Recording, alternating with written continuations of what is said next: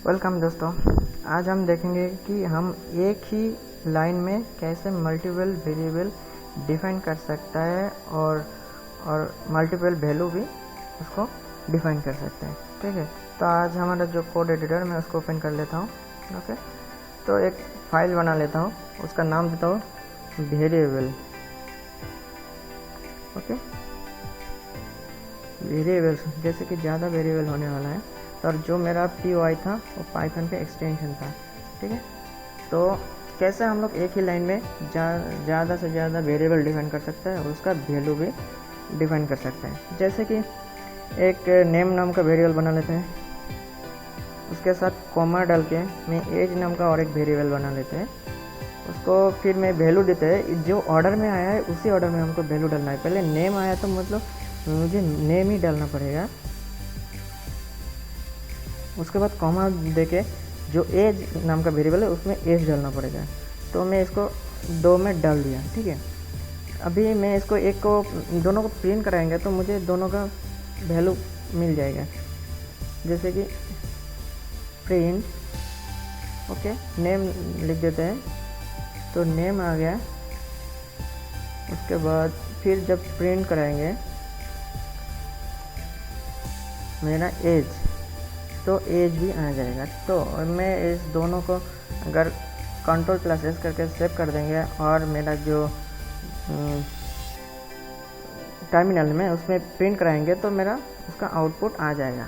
आप देख पाया कि ये जो आ रही है और 25 में एक ही लाइन में 2 वेरिएबल डिपेंड किया और दोनों का वैल्यू कॉमा सेपरेट कर दिया। ठीक है, तो आप एक ही लाइन में मल्टीपल वेरिएबल डिफाइन कर सकता है और मल्टीपल वैल्यू भी आप ले सकते हो, उसके लिए कोई प्रॉब्लम नहीं है। ठीक है, तो इसको मैं अगर थोड़ा अच्छे से लिख देता हूँ, मैं इसको कमेंट कर देता हूँ और अच्छे से लिख देता हूँ।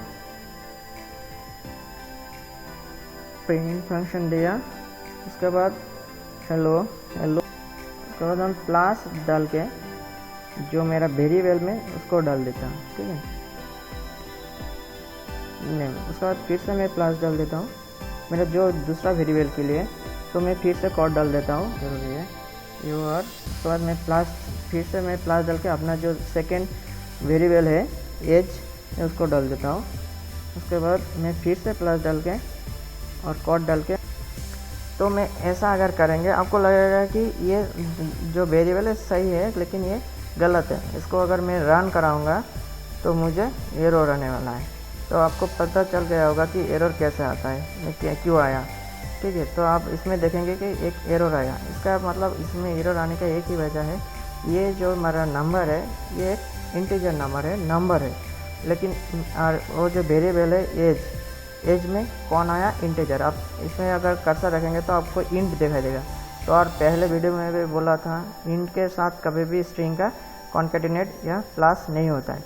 तो अगर मुझे इसको मतलब सही करना है तो पहले मुझे इसको स्ट्रिंग में कन्वर्ट करना पड़ेगा। स्ट्रिंग में कन्वर्ट करने के लिए मुझे इसको डबल कोट के अंदर रखना पड़ेगा। तो ये स्ट्रिंग में कन्वर्ट हो गया है। ठीक है, तो अब अगर मैं अभी इसको रन कराएंगे तो इसको सही इनपुट मिल जाएगा मेरा। ठीक है, अब सही रिजल्ट भी आ गया, hello you are 25 years old. ठीक है, तो ये सही है। तो और एक बात है कि हम लोग एक ही वैल्यू कितने वेरिएबल के साथ दे सकते हैं। हम लोग एक ही वैल्यू मल्टीपल वेरिएबल के साथ दे सकते हैं। जैसे कि a equal b equal c equal d equal 5 में अगर a b c d इनका इक्वल करके 5 डाल दिया, मतलब ये सबका वैल्यू एक ही हो गया। आपको अगर देखना है तो सिंपली आप प्रिंट फंक्शन लिख दीजिए, उसके बाद एक एक करके एक वैल्यू डाल दीजिए। जैसे कि a, मैं इसको कॉपी कर देता हूँ।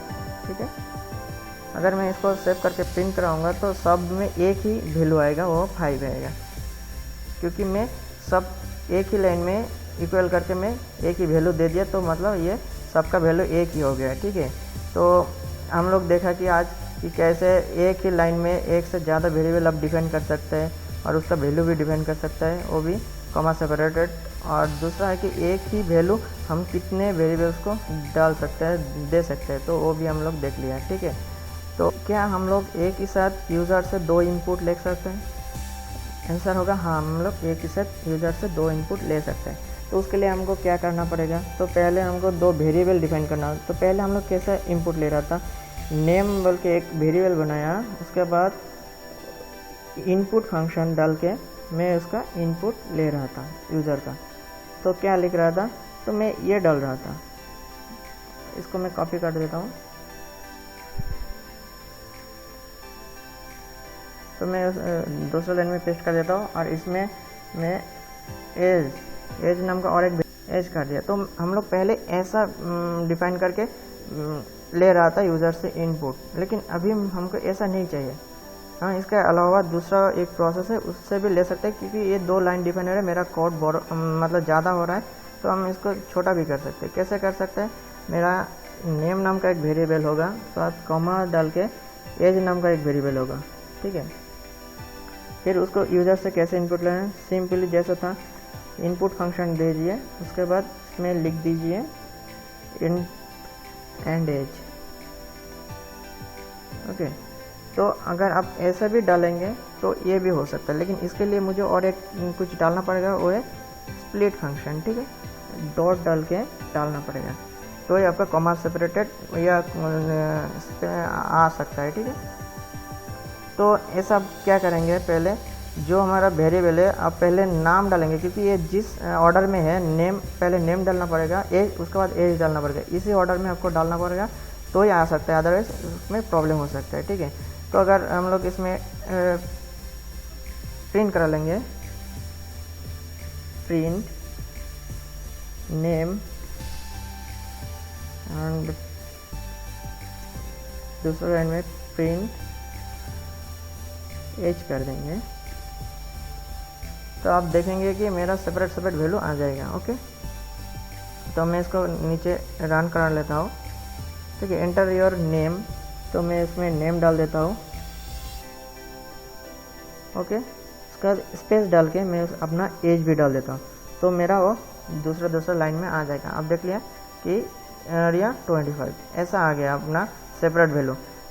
इसमें और एक बात है कि अगर ये तो आप सिंपल स्पेस डाल के दिया, अगर मैं इस प्रोग्राम को फिर से रन करा के मैं आपको दिखाता हूँ, अगर एरिया डाल दिया, उसके बाद स्पेस ना डाल के मैं अपना एज डाल दूँगा, तो देखेंगे इसमें एक ही वैल्यू दिखाई देगा और एरर आ जाएगा, क्योंकि मेरा इसमें स्पेस देना ही पड़ेगा, उसके बाद ही हो सकता है।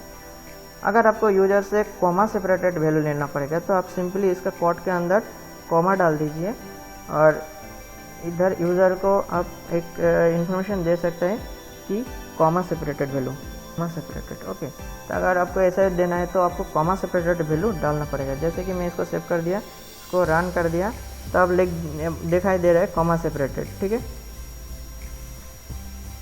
तो आप लिख दीजिए वो है, उसके बाद कॉमा डाल दीजिए, उसके बाद अपना जो एज है उसको डाल दीजिए, तो आपको वैल्यू दिखाई देगा। अगर इसी को मैं फिर दोबारा रन करा दूँगा और स्पेस देंगे, तो मेरा ये एरर आ जाएगा, क्योंकि मैं स्पेस नहीं, मैं कॉमा सेपरेटेड बोल दिया उधर, तो मुझे कॉमा सेपरेटेड ही डालना पड़ेगा, ठीक है। तो आप स्पेस देगा तो आपको इसमें एक एरर आ गया, क्योंकि मैं इसमें ऑलरेडी स्प्लिट फंक्शन देके मैं इसको डिफाइन कर दिया कि मुझे कॉमा सेपरेटेड वैल्यू चाहिए। तो अगर आपको एक ही लाइन में 2 इनपुट चाहिए और ऐसे ही करना चाहते हैं, तो आप इसको कर सकते हैं, ठीक है। और ये आज का टॉपिक था, मोर वेरिएबल्स और मोर इनपुट। तो इसका हो गया। अभी नेक्स्ट वीडियो में हम लोग कुछ दूसरा टॉपिक देखेंगे। अगर आपको ये वीडियो अच्छा लगे तो मेरा चैनल को सब्सक्राइब और लाइक जरूर करें। Thank you for watching this.